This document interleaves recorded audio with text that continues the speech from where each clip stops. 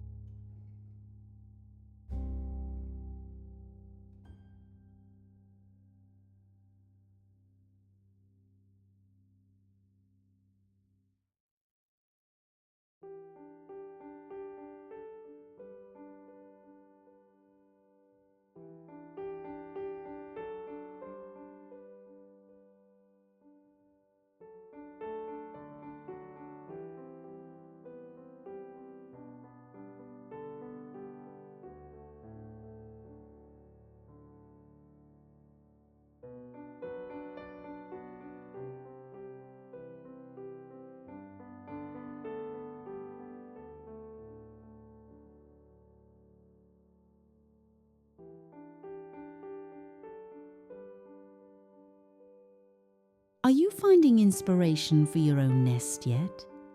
I'd love to know if you're planning any March makeovers, maybe a fresh coat of paint or rearranging your favourite heirlooms. Share your ideas with us.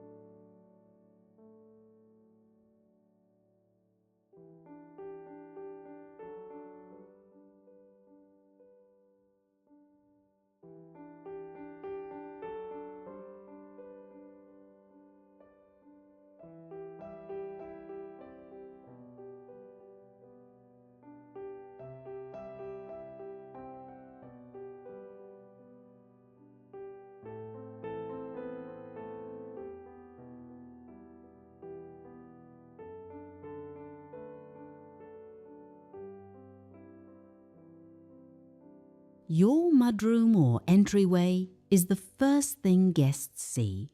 In the spirit of luxury home decor that doesn't feel cold, I love using functional antiques. A primitive pine bench is the perfect spot to set a pair of floral galoshes and a galvanized bucket filled with pussy willow branches. Those soft, fuzzy catkins are the ultimate herald of spring. If you're lucky enough to have a porch, hanging a simple grapevine wreath with a few sprigs of dried lavender and a burlap bow is a wonderful way to say welcome. It reminds me of the old general stores we used to visit, honest materials and a friendly face. At the door.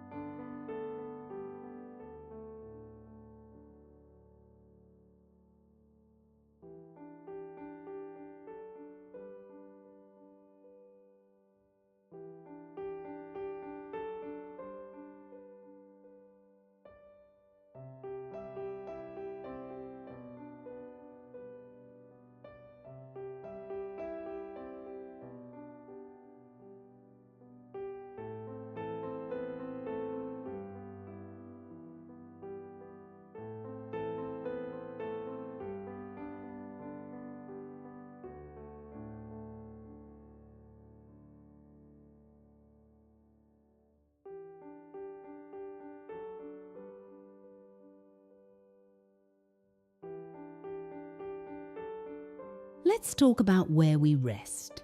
March can still have a chill, so I keep the flannel sheets, but top them with a white matelassé bedspread. I've added a few needlepoint cushions I found at a local thrift shop. One has a beautiful tulip motif that looks hand-stitched. For a little Tina tip, place a single stem of a lilac or a tulip in a small medicine bottle on your nightstand. It's a tiny detail, but when you wake up, it's the first thing you see. It reminds us that no matter how long the winter felt, the flowers always find their way back to us.